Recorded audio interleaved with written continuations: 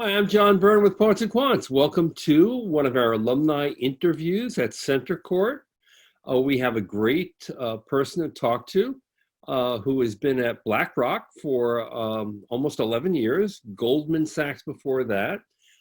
She was a graduate of Carnegie Mellon's Tepper School of Business back in '97. Interestingly enough, she took her first step was into consulting at Deloitte, which she did for about 3 years before she joined Goldman. So her name is Lyenda Simpson Delp. Welcome. Thank you. And Lyenda, I should point out, is the head of the Financial Institutions Group for the Americas and client relationships at BlackRock. So what a career and journey you've had since Tepper, huh?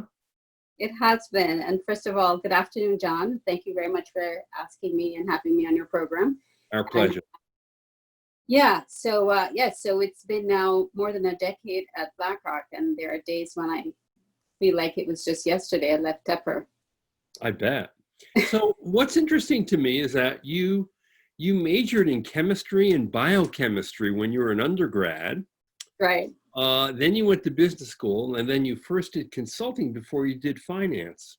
That's right. Did you end up not liking consulting and decided finance was more in your vibe? Sure. So I'll tell you a little bit about that. But so isn't the linear path there from chemistry and biochemistry? No, it's a perfectly logical question. I did chemistry and biochemistry at the time thinking I was going to medical school. Not surprising, given the choices. Decided along the way that, I didn't like cadavers too much, or I wasn't sure if I had quite the emotional stamina for some of the more challenging things that medical doctors have to deal with. The long story short of that, though, is Tepper seemed like a perfect school. Then it was called GSIA. But for one thing, I thought it would be a great fit for someone who had more of a science, hard numbers, physical sciences background, because, the reputation is for having a lot of engineers. And so I thought that would help make me a good fit. The other thing is that I was coming from overseas. I grew up in Jamaica, in the Caribbean. And I also liked the idea that Carnegie Mellon's Business School was smaller and that the classes I felt it would be a better environment for someone moving from overseas, wanted that sort of hard. I wanted to make sure I really got a good, solid technical understanding.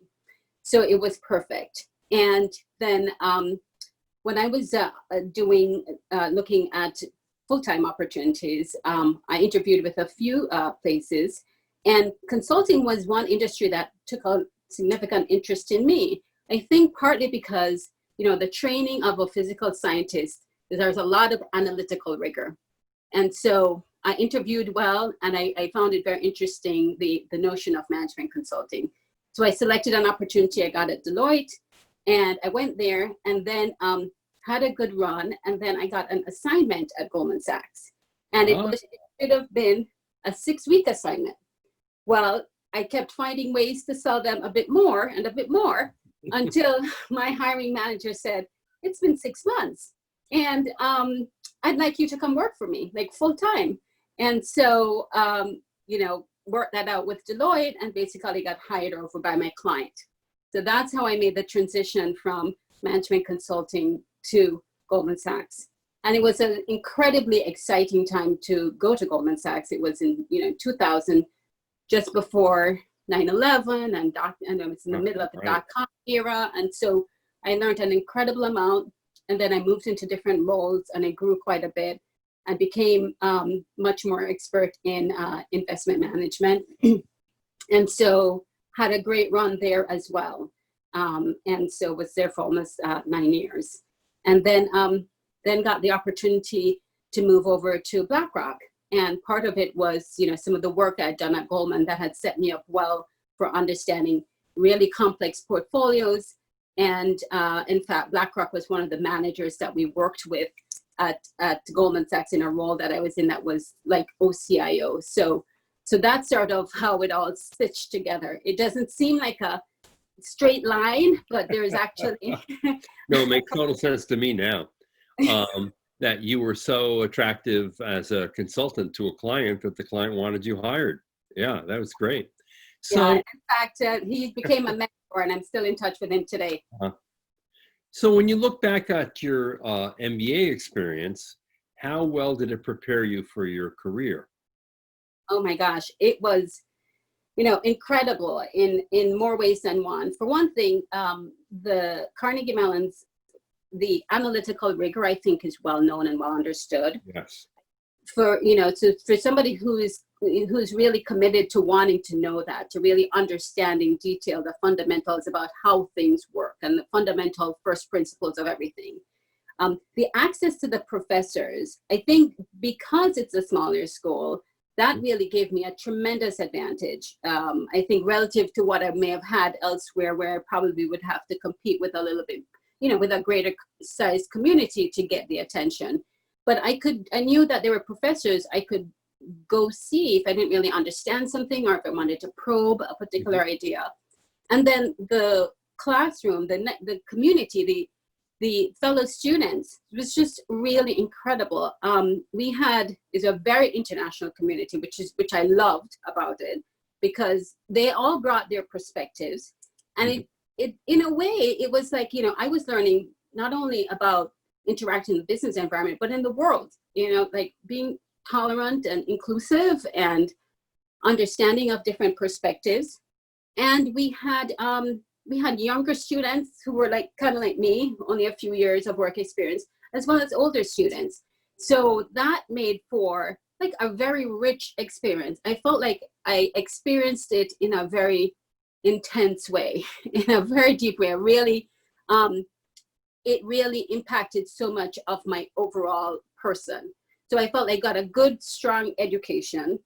I got a great perspective on just being a contributor in a multifaceted, multinational, thriving community, and just sort of opened up my eyes to a lot of things that I probably wouldn't have been aware of, because I felt I had to commit to this community in such a holistic way. Right.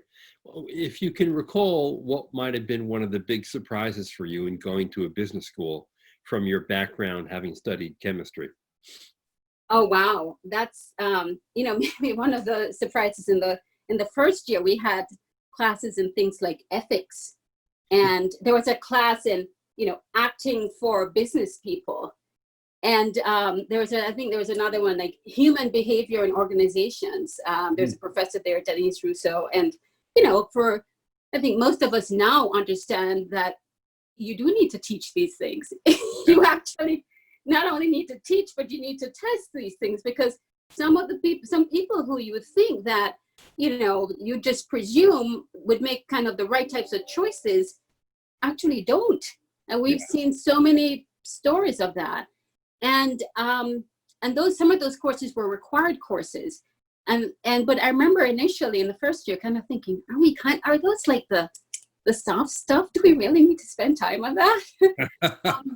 Plus, you were going to a quant school, right, exactly. and these are all three of these courses that you mentioned are kind of soft courses. Yeah, exactly. Yeah. I can't use my calculator, guys. I'm like, we're in the hungers. So, but those were so incredibly valuable and important, because it's funny, some of them, things like game theory, and then you saw how people could behave in different situations, some contrived situations, but you could really kind of test out how people respond and engage. Those were really incredible. So those were some of the really, I think in the first year, the real surprises. Yeah. As we progressed, Carnegie Mellon really also impressed me with a few programs that were organized. Like there's a class that we called Management Game, which simulated, a corporate environment, and you had different companies and you were competitors and you voted for president. And I was the president of my little company, and some of my employees tried to stage a coup, and the whole, and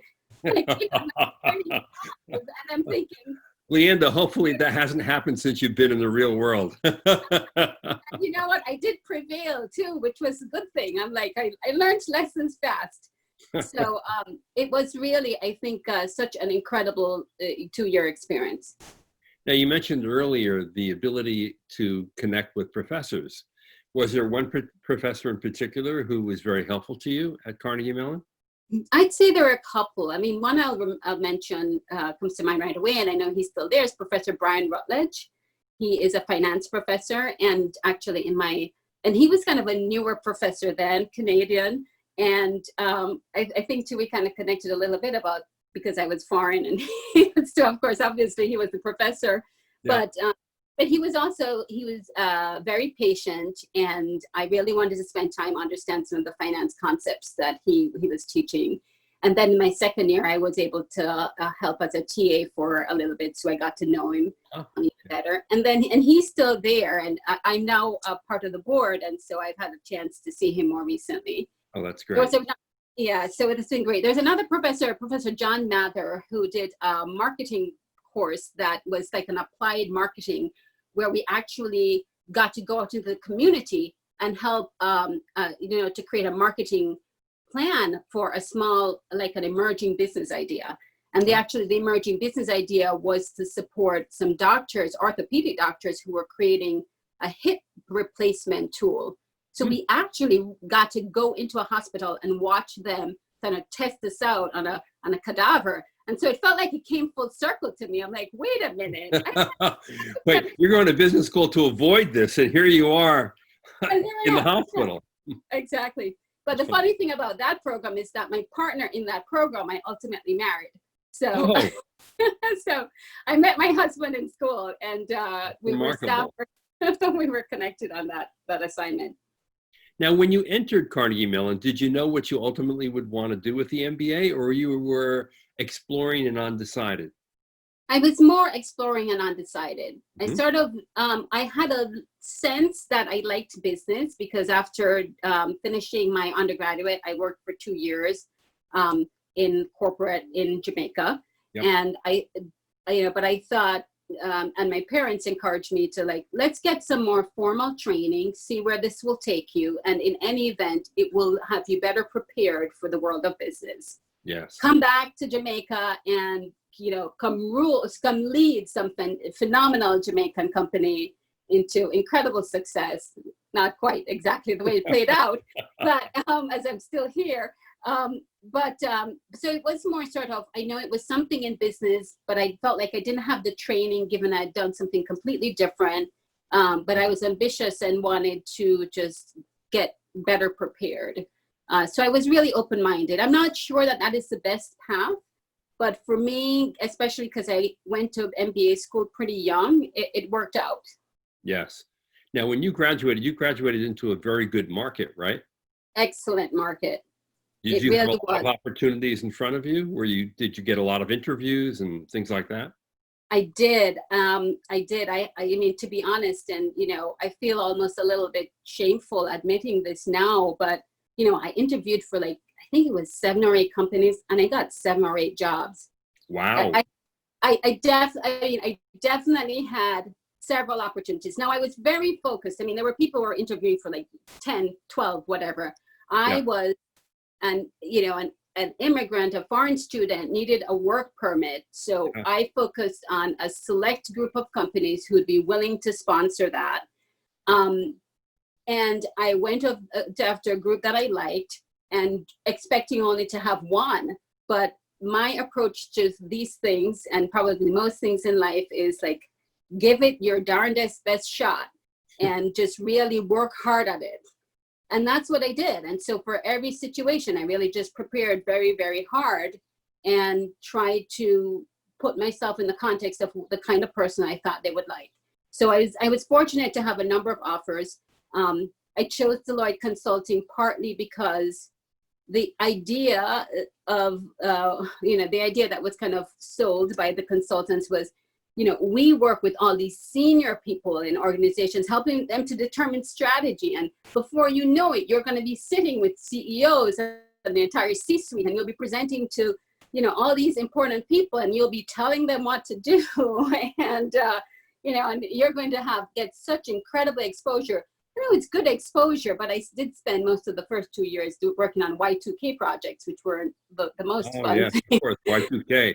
How easily we forget. right? Remember back then we Oh all yeah, thought that was a big we're all just consulting boom. yes.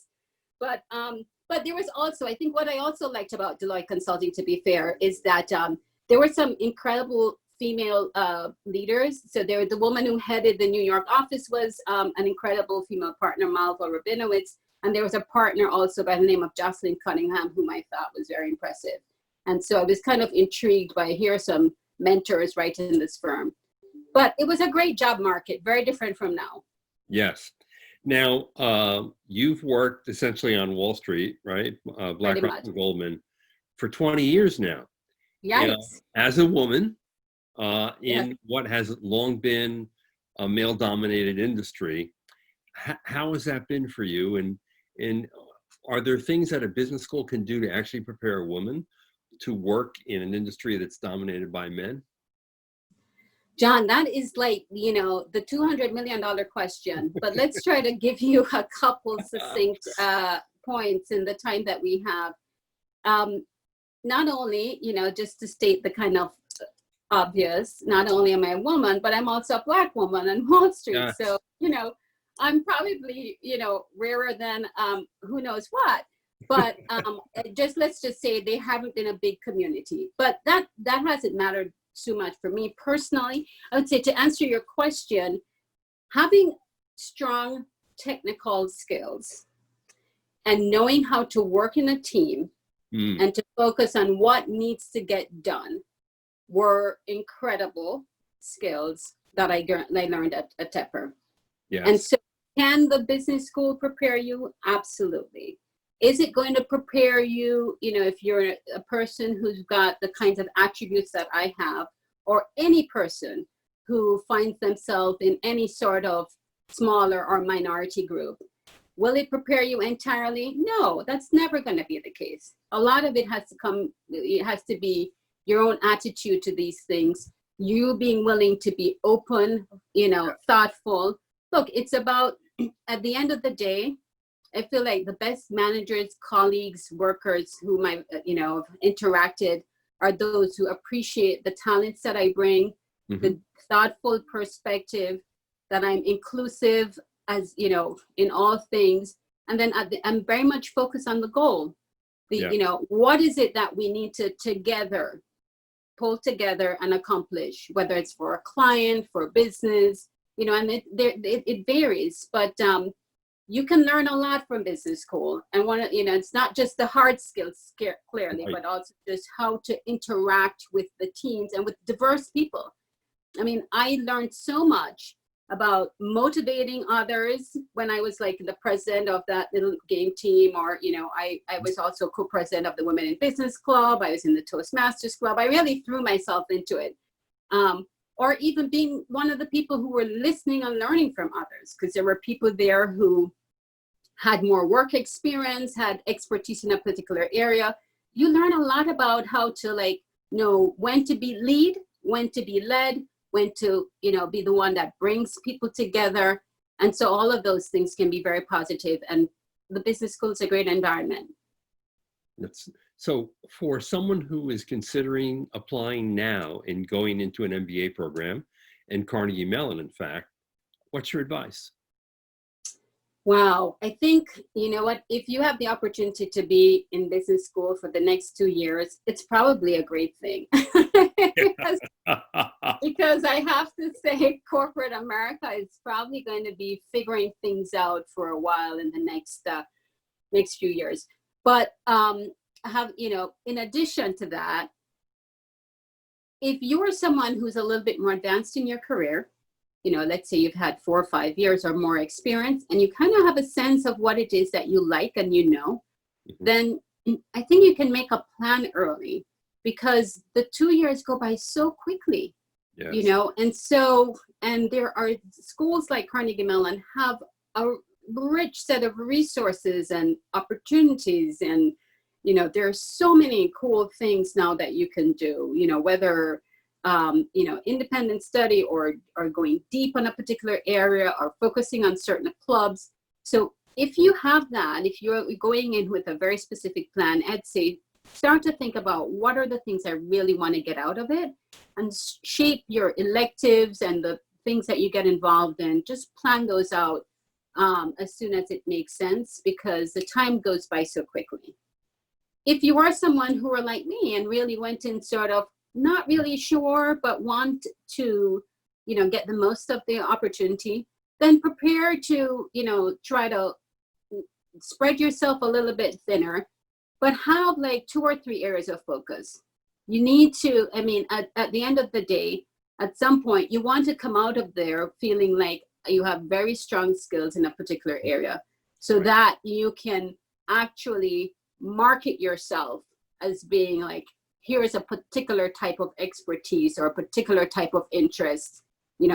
This is something that is distinctive about me.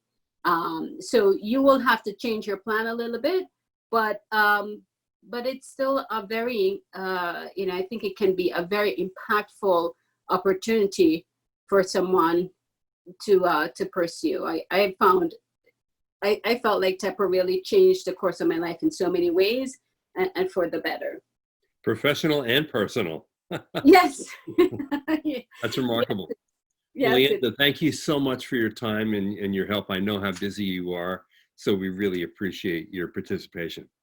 John, it was a pleasure. Thank you. Pleasure is all mine. Thank you. This is John Byrne with Poets and Quants. Thanks for watching.